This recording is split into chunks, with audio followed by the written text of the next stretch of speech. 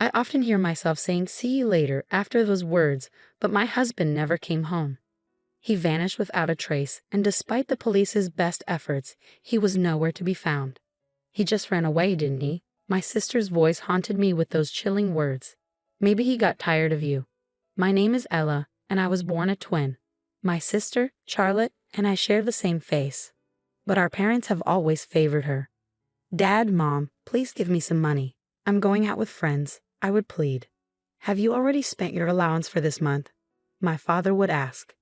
Yes, I have, I'd reply, hoping for their generosity. Please, Dad, I promise I'll do well on the final exam, I'd add.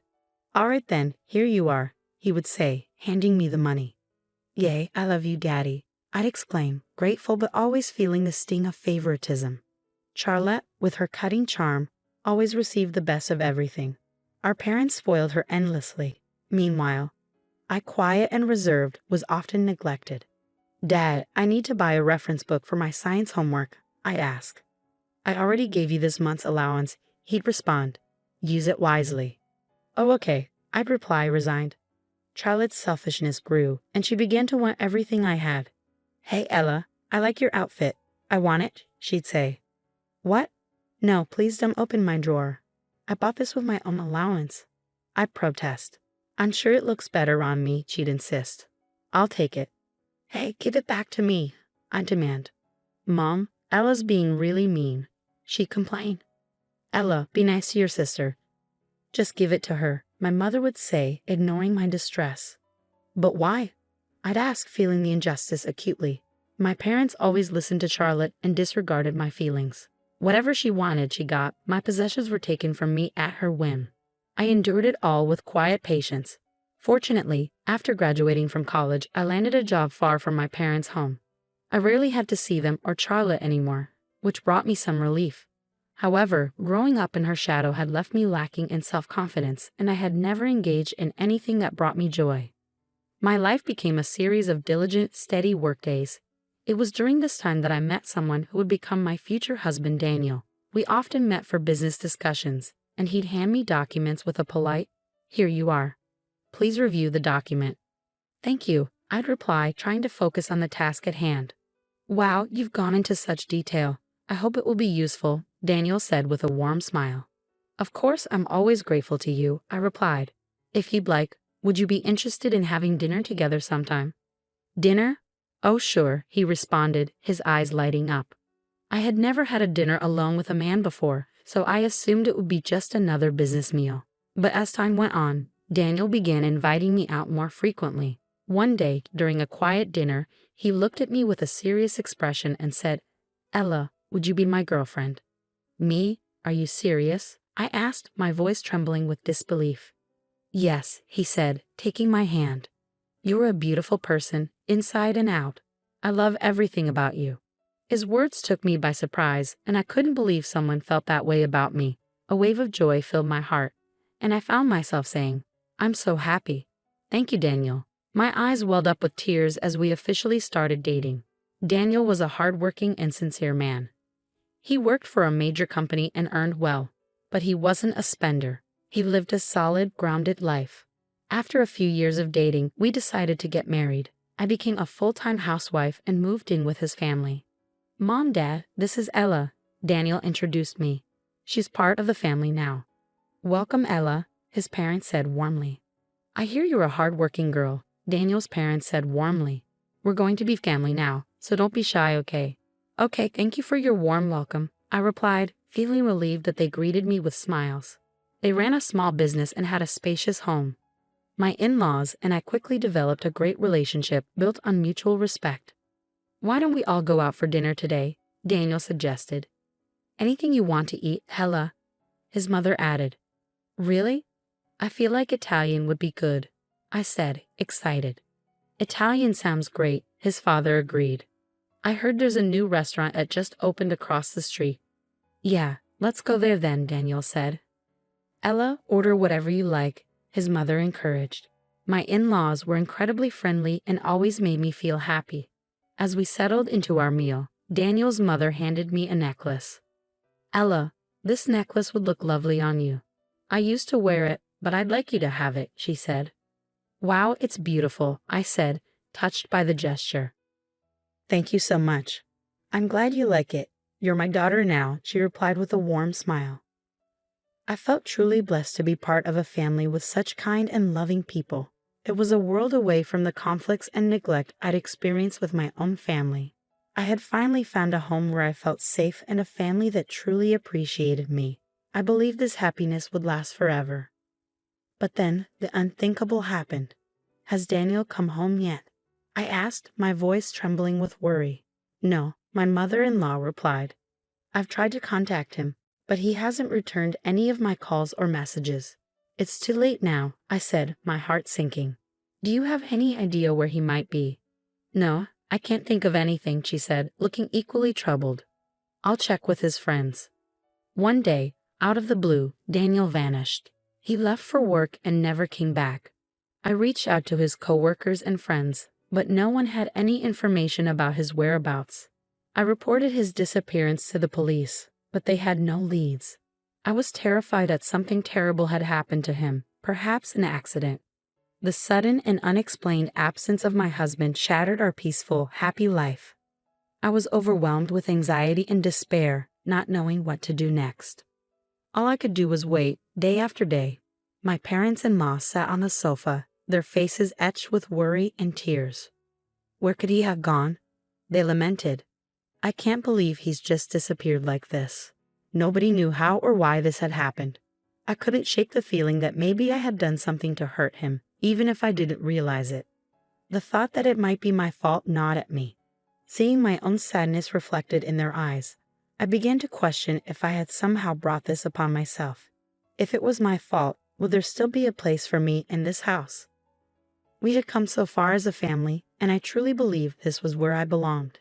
Now everything felt uncertain and fragile. Overwhelmed with despair, I secluded myself in my room and cried. Just as I was drowning in my sorrow, my cell phone rang. I hoped it might be my husband, but when I checked the screen, it was an incoming call from my sister, Charlotte. Charlotte called occasionally, mostly to brag about her life and make me feel small. I usually brush off her calls, but this time, in my distress, I decided to confide in her. Hey, what's up, Ella? She asked, sounding more curious than concerned. Not good, actually, I replied, struggling to keep my voice steady. My husband disappeared. What? Charlotte's tone shifted to surprise. The boring husband I met at the wedding. He disappeared. Did you report it to the police? Yes, but they haven't been able to find him, I said, my voice breaking. Oh, really? He just ran away, did he? She said with a dismissive laugh. Maybe he got tired of you. Her laughter felt like a cruel mockery. I found myself blaming myself more than I was angered by her insensitivity. I don't know what I might have done to make him leave, I admitted, my voice heavy with guilt. I keep wondering if it's my fault. Tormented by this guilt, I found it hard to eat or function normally. The thought of leaving the house crossed my mind, but I felt trapped in my own self-blame. One sleepless night, I went downstairs to get some water. As I passed the living room, I overheard my in-laws talking. What is he thinking? My mother-in-law's voice was filled with concern. This isn't right, it's too hard. But I'm sure Ella is having the hardest time, Daniel's father added sympathetically. Their words, though comforting, did little to ease the torment I felt inside. I was left to grapple with my own guilt and uncertainty, feeling more alone than ever. I couldn't believe the depth of her suffering after his disappearance. It broke my heart to see her going through so much. It didn't make sense for him to leave behind such a devoted wife. The only logical explanation seemed to be that he had been involved in some kind of accident or something similar. Yeah, I can't think of any reason why he would just run away, my father-in-law said, his voice filled with concern. Hearing their conversation from the stairs, I couldn't hold back my tears. Their genuine concern and kindness overwhelmed me, and I sobbed uncontrollably. They cared deeply about me, and their support made me realize how much I had been struggling. I shouldn't let myself be lost forever, I thought. My in-laws were also grieving the loss of their son, and I needed to be strong for them, as a daughter should. I resolved to pull myself together and support them through this difficult time. I made your favorite cherry pie today, I said, trying to lift the mood. Let's enjoy it together. Wow, Ella, this smells wonderful, my mother-in-law remarked. If you were to get sick, I'm sure Daniel would be heartbroken, so cheer up. Yes, you're right, my father-in-law agreed. Thank you, Ella. Meanwhile, I continued to search for Daniel, reaching out to his colleagues and friends in hopes of finding any clue about his whereabouts. Despite my efforts, there were no leads. Then, I discovered that $100,000 was missing from Daniel's bank account. I reported this to the police, but progress was slow. Without a clear case, the authorities began to treat his disappearance as a possible runaway case. I'm home. Sorry I'm late, I said as I walked in. Hi, Ella. Hi, I replied. Anything new? No, nothing much. I guess the police wouldn't be looking for a missing adult anymore, she said. Anyway, I bought some cupcakes on the way home. I remember you like them. Oh, thank you, Ella, I said, smiling as I took the cupcakes. They looked delicious. Though my in-laws still looked a bit anxious, they were starting to regain their strength. We continued to support each other and grow closer, forming a true family bond. Then, 7 years after my husband's disappearance, my father-in-law passed away. He had been hospitalized for a while due to an illness. But despite the treatment, he passed away peacefully in his hospital bed. After the funeral, my mother-in-law and I were in tears, trying to comfort each other. Suddenly, we heard a familiar voice. Hello, I'm back, the voice said. I looked up in shock. Hey, Ella, it's been a while. What? I gasped, recognizing the voice. Dario? To my astonishment, my husband appeared at my father-in-law's funeral, and he was with my sister Charlotte. What's going on? I demanded, stunned and confused. Well, actually, my husband began. I was living with your sister at my parents' place for the past 7 years. Charlotte and I were together, and she got pregnant. It seems my parents were involved too, helping me disappear. I heard that my dad passed away, my husband said bluntly as he walked in. I'm here to claim my inheritance. His complete lack of hesitation or remorse about his motives was shocking. Are you out of your mind? I exclaimed. How selfish can you be? My mother-in-law and I were trembling with anger. You have no idea what it was like for my father-in-law to die under such circumstances.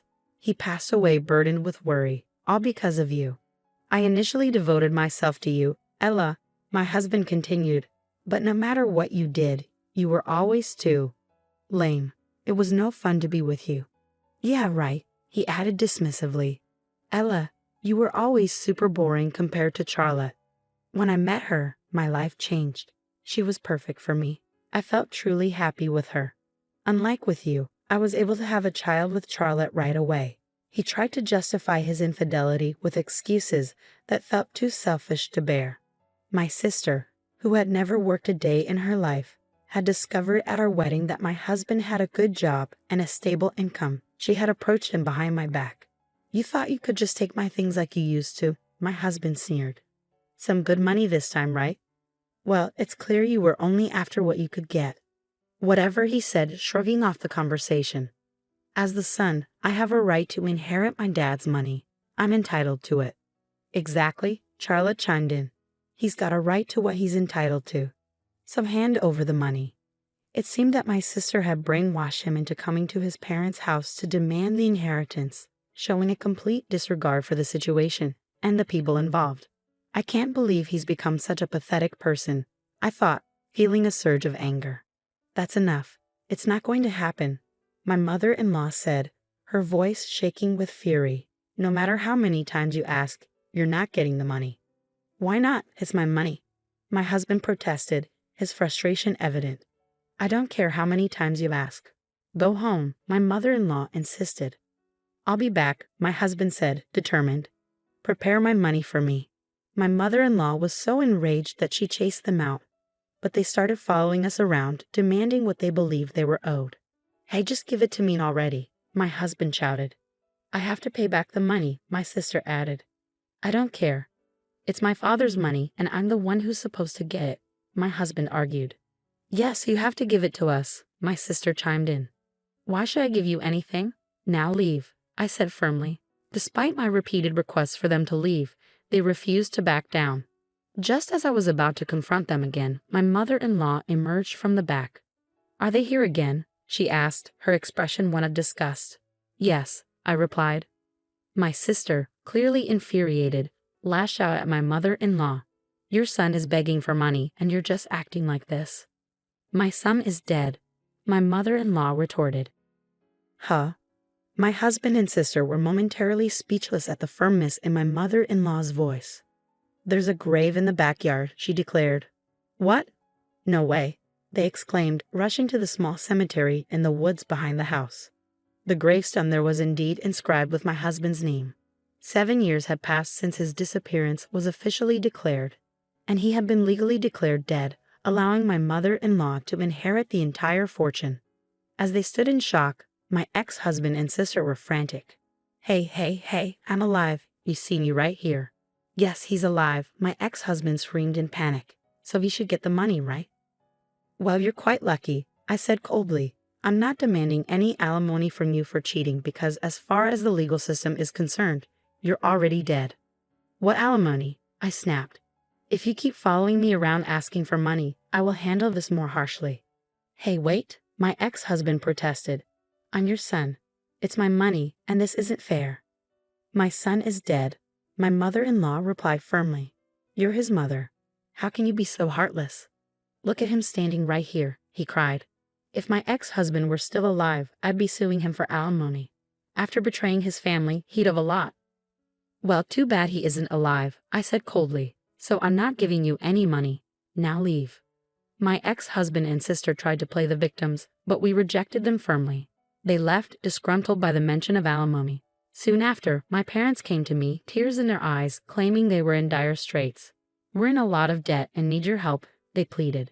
We're family, after all. Family? I said, my voice laced with bitterness. You took away my husband and tormented me for years. I'm not giving you any money. Not a chance. My parents have been lavishly spending on my sister, leading to their financial ruin. My ex-husband had been living with them, relying on what he thought were ample savings. Meanwhile, my sister's reckless spending and the cost of raising a child drained their resources quickly. What are you going to do? They asked, desperation in their voices. I'll get a job, my ex-husband said, but without a proper family register, finding employment was nearly impossible. What now? They continued, lamenting their debt. We never expected to have another child.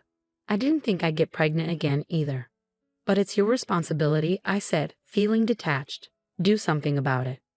As I looked at my sister's growing belly and their bleak financial situation, I realized I didn't care about their troubles. My own life was happy and peaceful. With my mother-in-law, who truly cared for me, I began to plan a future of joy. How about Paris? I suggested. Paris? She asked, her eyes lighting up. Yes, it would be wonderful, I said. I've always wanted to visit Europe. You mentioned Buckingham Palace too. Why not take a trip to Europe? Really? That would be a dream come true, she exclaimed. My mother-in-law was the only family who genuinely cared about me, and I was determined to take good care of her. Together, we would continue to support each other and build our own happy family.